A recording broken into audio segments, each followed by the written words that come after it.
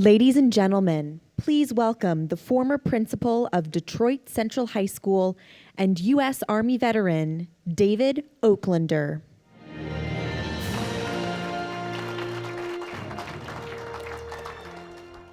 In 2008, I had the privilege of being nominated as the battalion commander for 1st of the 508th Parachute Infantry Battalion in the 82nd Airborne Division.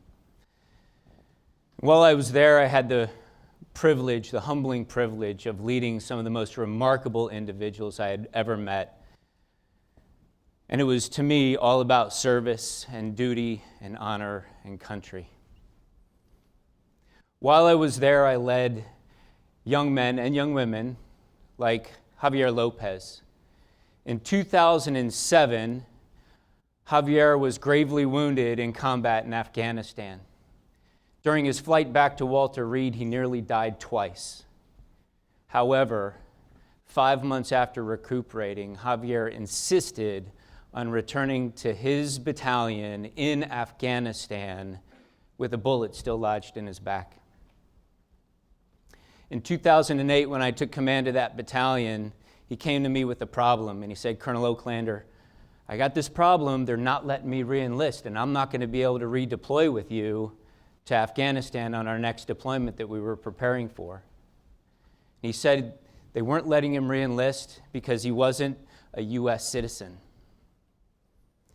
At that point, I had to let my service to country jump in because he was one of the greatest Americans I had ever met.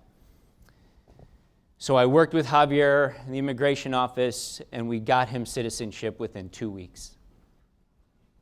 And I watched Javier go on to become a U.S. Army Ranger and Jump Master in the 82nd, deploy with me as a squad leader, and do remarkable things as a leader. I also had the distinct privilege of working with a young man named Lou Morera. Lou made some really bad decisions early on in his career. However, he was given a second chance to overcome them and prove himself. Lou is now about to finish his MBA at the University of Southern California.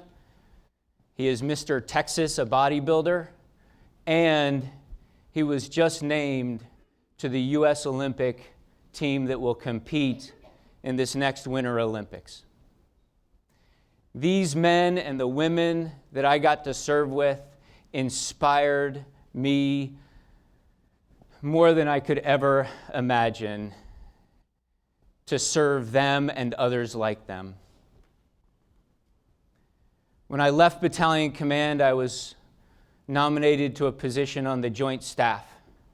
And while I was there, I did some really amazing projects that I'm incredibly proud of. But at the same time, while I'm listening to combatant commander updates in the morning, I'm also following news from my hometown in Chicago. And in 2012, I discovered that there were more black and brown kids being murdered on the streets of Chicago than service members killed in combat in Afghanistan. And that's when my faith and my commitment to service and duty and honor country compelled me to want to do something about that and serve in a capacity that would address what I believe is our nation's greatest challenge. I believe that our greatest threat is no longer overseas, as bad as Al-Qaeda and ISIS are. I believe that our greatest threat is in our cities and our communities across America.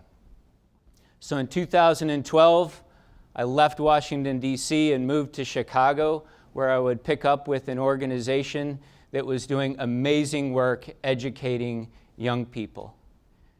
And what I have recognized is that it is possible to do incredible work with young people who are overcoming some of our nation's greatest obstacles at home. These are young people like Dennis Martyr. Dennis, his father has been in prison all of his adult life. Dennis's father was a gang leader running drugs and police in Chicago. However, because he was connected with an incredible school and great leadership, Dennis is now a junior at West Point and poised to become one of our nation's great leaders representing that incredible institution. I then moved last year to Detroit. And while I was at Detroit, I connected with a group of kids at a school called Detroit Central High School. One of my students is with me, Robert Ogden. Robert and I had a very challenging relationship early on. But what I recognized early was that challenging relationship was a function of Robert not having the trust in the institutions and the people that are supposed to be leading him and setting a course for his life and for his future. And what I tried to do was to create some transformative change for Robert and the rest of the students at the school that would allow him to achieve his potential. When I met Robert, he was testing well below grade level. After that transformative change started at the school, by the end of last year, Robert was testing well above grade level, making more than 5 grade levels growth in a year. And he is now on a trajectory to be able to attend some of our nation's greatest colleges. In order to make that change happen, I tapped into some of the lessons that I learned while I was in the military. One of the most fundamental lessons that I learned was never fight a fair fight. In order to do that in the military, we tapped into all of our services. We tapped into the Department of State, our Afghan counterparts, our Iraqi counterparts, and our international partners. In the education landscape in Detroit, I've been able to tap into some remarkable partners like Life Remodeled, Focus Hope, and Beyond Basics that are doing incredible work in their space, but bringing them together at Detroit Central High School has made amazing changes, like Robert and so many others like him at the school. That change is absolutely essential to our nation's future, to our communities. And my hope is that all of you will understand and identify where you can fit into this.